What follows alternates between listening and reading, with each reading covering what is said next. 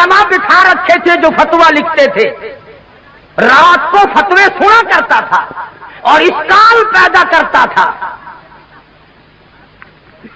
मुल्ला जीवन रहमतुल्लाह अलैह आलमगीर का उस्ताद है, इंतकाल कर गया।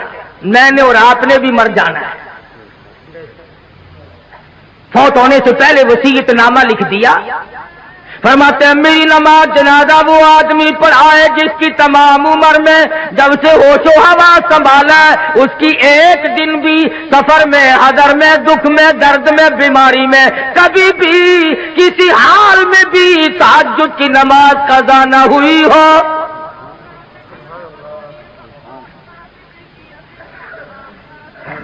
दिल्ली की जामिया मस्जिद के सामने जनाजा रखा है, सारा दिन बीत गया।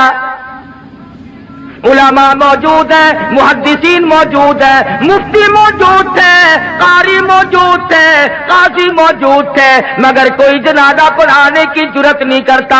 कभी ना कभी दुख में, दर्द में, शादी में, गमी में तहज्जुद की नमाज चली जाती है, कोई जुर्रत नहीं करता।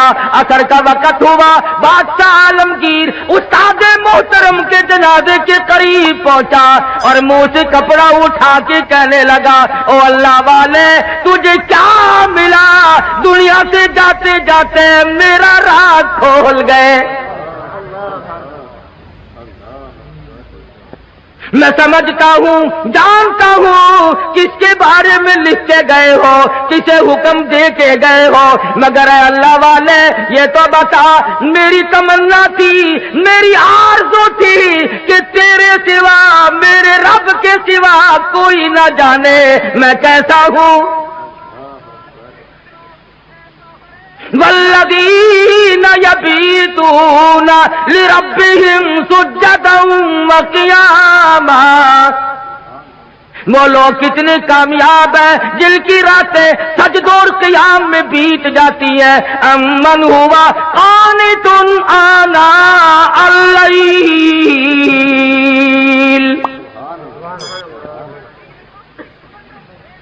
आलमगीर बादशाह खड़ा होके रो रहा है और कहने लगा, अल्लाह वाले तुझे क्या मिला, दुनिया में मेरा राज खोल दिया, अब मैं बड़ा मुश्किल में हूँ। अगर मैं अपना राज बचाता हूँ, तेरा जनाजा पढ़ाने वाला कोई नहीं,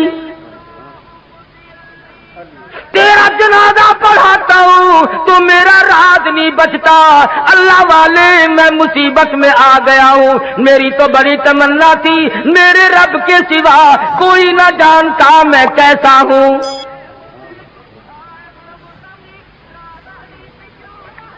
अब मैं और क्या कर सकता हूँ, मेरा अल्लाह मालिक है। खड़े हो